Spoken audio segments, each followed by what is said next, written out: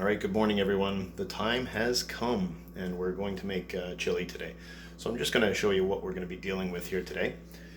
And so what we've got here is we've got olive oil, we've got chili powder, oregano, I've got cayenne pepper, cumin, bay leaves, salt, pepper, sugar, onion,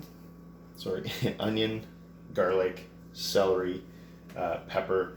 I've got meat today, so I'm using ground deer today, but you guys can absolutely use beef, or you can just leave it right out too.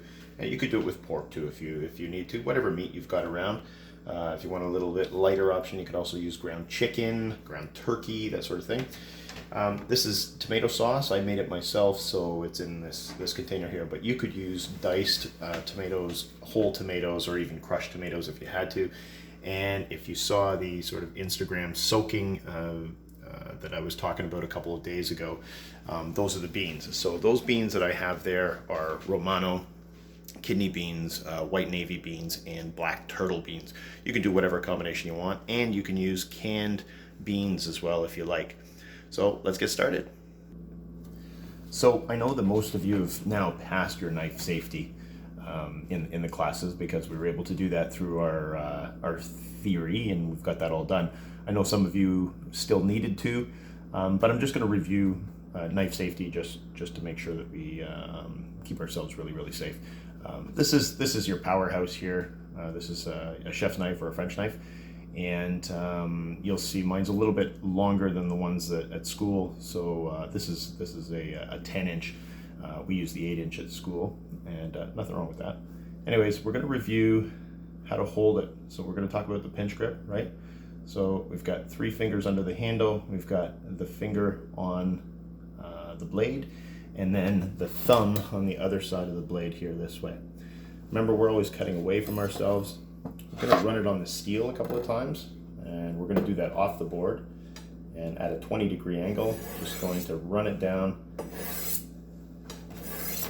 the length of the knife this way. Alright, and I'm going to wipe that knife, and when I do that, I'm going to put the back toward me and then just wipe that off like that. So mainly I got to prep a few things. So we're going to prep a few things by peeling an onion. So I'll show you how to do that. Today we're going to need that core on the bottom because we're going to be dicing that. So I'll remind you on how we keep that. We're going to get some garlic done. I've already washed my celery. I've already washed my peppers. So I'll show you how to do that. All right, so let's start chopping. With the garlic, if I just give it a little light tap like this, I can just give it a little twist, and that whole skin will come off. Put that in my compost. This one looks like it's already been cracked a little bit, so I'll do that. There we go. Give it another little snap like that. So I'm not hammering it down all the way through like we did in class for certain things. So if I wanted to make minced garlic or throw it into a stir fry or something like that, then I would smash it up like that. I would do the same for ginger, but this one I actually want to slice it. So we're going to do just keep it whole like this. I'm going to take off these here. So remember the claw grip, right? So the knife goes up against that, and I keep the bottoms of my fingers curled up, and I keep that thumb way back here so that I'm not going to end up cutting my thumb. Okay, very important. I'm going to take the little ends off this garlic. Remember, tip down first and then push down, right?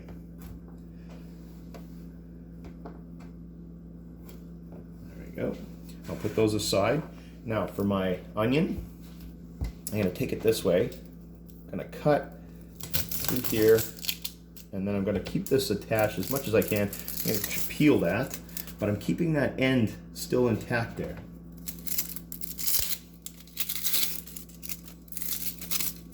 And this is a white cooking onion that I'm using. You could use a red onion, you could use a Spanish onion. If you didn't have that and you actually had little green spring onions, those would work well as well. If you had leek, you could also use leeks. Okay, so now just going to take this off. I'm just going to shave a little bit off, but I'm going to keep that wooden core attached. Okay, so there's that core still attached, and that's going to help keep things together when sorry, I'm just going to take off another little bit here. There we go. All right, so what I'm going to do is I'm going to flip it over on its flat side, and I'm going to cut it directly in half here. And what I've got here is I've got these two cores still attached, see? I'll pull that off to the side, and then I'm going to, this is the only time I would take the tip up, okay? So the rest of the time the tip stays down, then you make your cuts. But here, I'm actually going to make little incisions this way, about 1 centimeter apart. We do want some chunkiness to this chili, so here, tip down, I'm going to cut those off like that.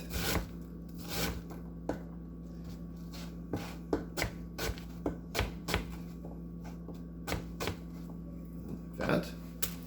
Do the same for this other half. Cut, cut, cut. And you'll notice I'm always putting that tip down first. Okay, just to keep it safe. Like that. And then this core, I'm throwing that into my compost. All right, same thing with my garlic. I don't mind if they get mixed up with my onions.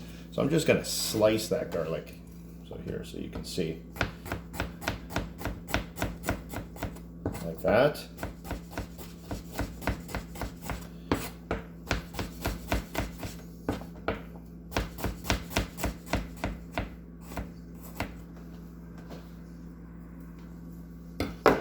Alright, I'm going to take this, I'm going to put it in a bowl.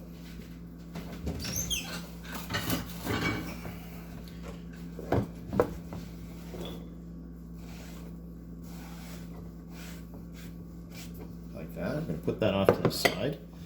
And then we're going to continue the process, but with celery now. So same thing, I'm going to take the ends off this celery. Put those in my compost. Alright, I'm going to make incisions, because again, I want that same sort of size chunk in all my chili.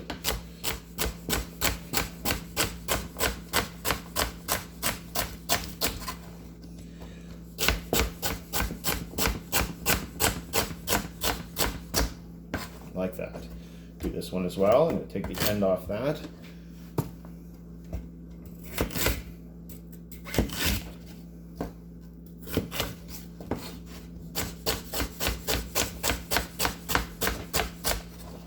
And this is going to give me nice chunky. We want chunkiness to our chili. There we go. So I'm going to add that to my bowl of chopped goodies over here.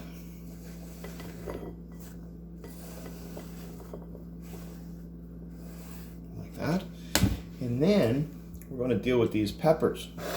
So I've already washed these, and I've actually taken a chunk for another recipe that I did, and I did the exact same thing here. Put as much pepper as you want. The green is really nice because it provides some of that. It's just got a sharper flavor than these beautiful sweet peppers. So I like to have green in there at the very least. If you don't have it, you don't have it. But it's nice if you can do that. So I'm going to take out the core.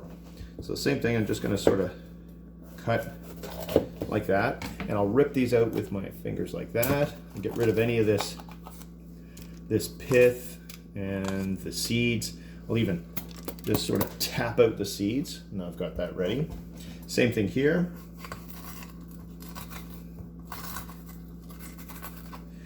Okay, try not to waste too much, especially in these days.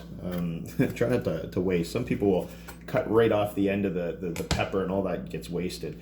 I want to use all that as much as I can. Okay, and really, we're in a world right now where we need to be using this stuff and not wasting.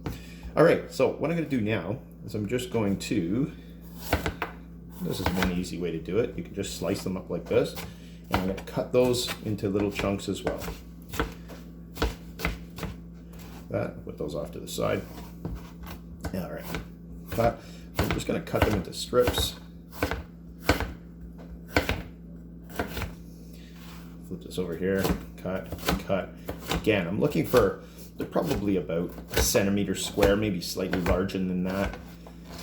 And just not too big, because we don't want them to fall off the spoon. They should fit on a spoon and be there along with their bean partners and the whole bit. I'm doing the same with my red now. Cut that.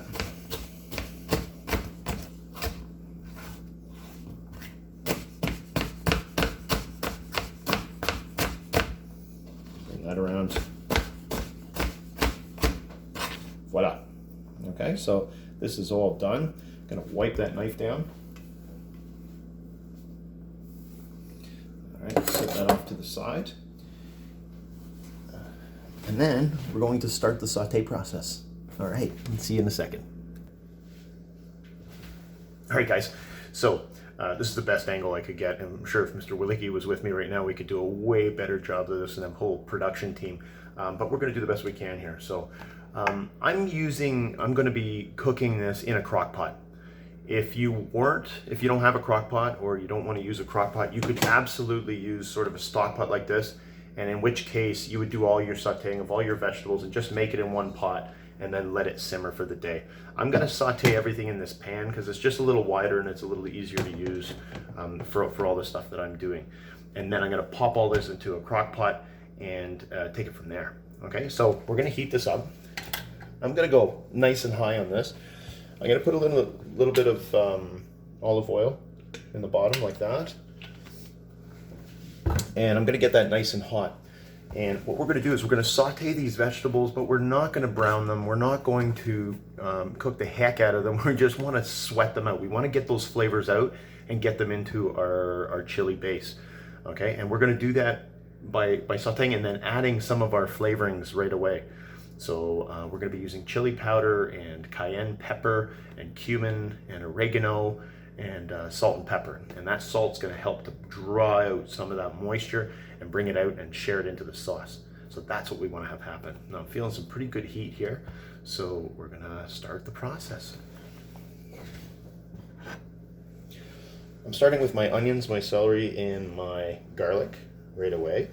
And I just want to make sure we got a nice coating here. So you can see I've just coated that. That's probably about a tablespoon, maybe a little bit more. Like that. I'll throw that in there. And then I'm just going to start to let that do its thing. Alright. I'm going to save my peppers for the end. Okay, so I'm going to throw my peppers in a little bit later. And we're going to start off with some of our seasonings. So we're looking for about a tablespoon of chili powder.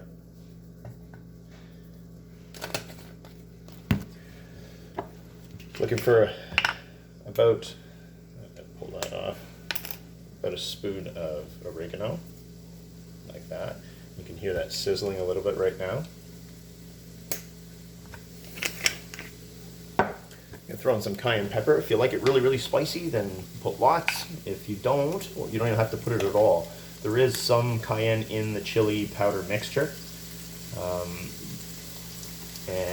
So chili powder, we should talk about that too. It's just a mixture of spices. So there's paprika, there's cayenne, there's cumin, there's garlic powder, onion powder, and I believe pepper. And so if you don't have all those other things separated out, you can just use straight chili powder. A little bit of cumin.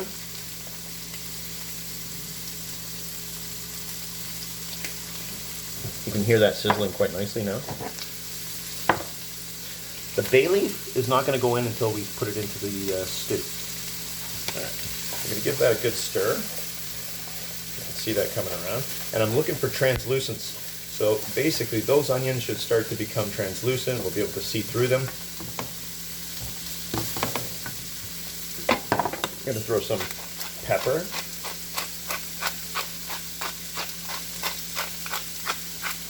Now it's too bad we don't have smell-o-vision here because it smells absolutely delightful.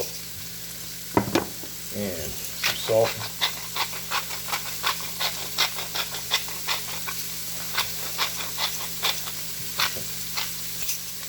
I know this looks pretentious as heck. This is Himalayan pink salt. You could use just straight salt, not a big deal. I just was looking to show off today.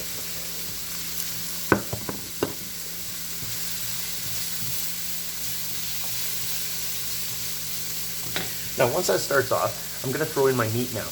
Okay, so I'm using, again, ground deer. You could use, well, if you had moose and elk and all that kind of thing, you could use that as well. But, you know, most people have access to ground beef, ground pork, ground turkey, ground chicken. But I'm gonna be using deer today.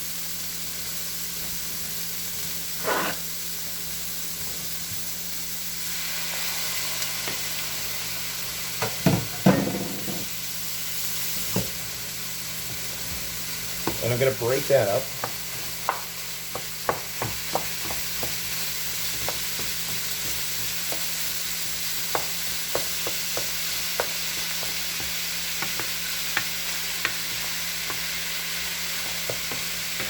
All right, I'll continue to saute and I'll be right back with you. All right, so we've been sauteing here for a little bit. I've browned all my meat. It's all nice and cooked. My vegetables are looking pretty translucent. I have one step left, and that is to add my peppers. So I'm going to throw those peppers in there. I'm going to give those a quick little saute. And we're going to then add our tomato sauce and a little bit of sugar, and then we'll be ready to go to crock pot. Now, if you were doing this in this, you would just continue there, bring it up to a simmer, and then just sort of drop it down and let it cook for many, many hours. And this is the key to it, right? So here we go. This is what it looks like now. You can see all my meat's nice and browned. I got beautiful colors in there, and that's what I want. There we go. And now we're going to hit it with the tomato sauce. Okay, so if you've got whole canned tomatoes, just chop them up a little bit. Sometimes what I do is take the lid off the can properly, take it completely off for safety, yes, remember that. And then if you take a little knife and you just sort of score inside, or get some food scissors or shears, and you could cut up those tomatoes into chunks. The chunks are good. We want all the juices, we want everything in there. So this again is the one that I made out of my garden. So I'm just gonna pour that in there. If you're lucky enough to have a Nona in your life, you probably have jars of this stuff, and you could use that. All right, so I'm gonna get that mixed up. So now that sauce is in there, and it kind of looks like a Taco Tuesday thing. Very cool what Angela posted yesterday with her vegetarian tacos. And another thing on vegetarianism, you could absolutely make this without meat and just add more beans, man. It'd be very, very delicious. Okay, so we're gonna continue that on. I want to bring that up so it's bubbling once again. And I'm going to add my beans and put it into my crock pot. Okay, we're back. So what we're going to do now is our beans. Okay, so again, I'll take you through the process of what I did for these. I used dry beans. You can totally use canned beans. So what I did, I'm using 4 different varieties. You could use one variety. You could use a mixture of whatever you like. Doesn't really matter. These ones here I had from dry, so I soaked them overnight. Then I boiled them. And this is key, okay? There's been some stories about kidney beans that aren't cooked properly. It could be problematic, so always boil your beans first before you use them. Okay, so I've got that done, and they're nice, they're cooked, they're beautiful. Never throw in just dry beans. They have to soak overnight, you have to boil them first. Okay, or just open the cans and they're already done for you. So what I'm going to do here is I'm going to drop those in there. I'm going to stir that around. And I'm going to pour that into our crock pot. Now again, if you just did it in the one pan, you can completely keep it on there, bring it up to the boil. Once it starts reaching that boil, drop it to a beautiful simmer and let it go for hours, and it'll be gorgeous. Okay, and try not to stir it too much. You don't want to break up your beans too much. You can get in there and stir it a little bit. Seasoning is going to be important. Make sure that you check your seasoning and just taste it during the day. By the time it's actually ready, you probably will have finished half of it because it's going to smell delicious in the house. Okay, so here it is. I've got my crock pot set to high right now. I'm going to monitor that for a little while. I know myself that I'm going to need a little bit more salt, so I'm going to do some of that right now. So there we go. I just like to draw that out and keep tasting. And you can always add a little bit more chili powder, a little bit more spice if you need to. If you've got hot sauces you like to use, throw those in there. I've even seen people balance out the heat with pineapple. So if, and I know this is where the argument comes up, does pineapple go on pizza? Well, I don't know, occasionally, every little once in a while, maybe one slice of Hawaiian isn't so bad. But as a general rule, who puts fruit on pizza? Anyway, if you want to try that, love to see your different variations. You can do other things in here too. You can throw other things in there. This is a base, and what a great food. So much protein, so many vitamins, minerals, everything that you really need. And it's a comfort food. And in these times where we're in isolation and just with our loved ones, it's a good time to share meals like this. So think about this with that fresh bread that we made, and you're looking at some real good eats. See you.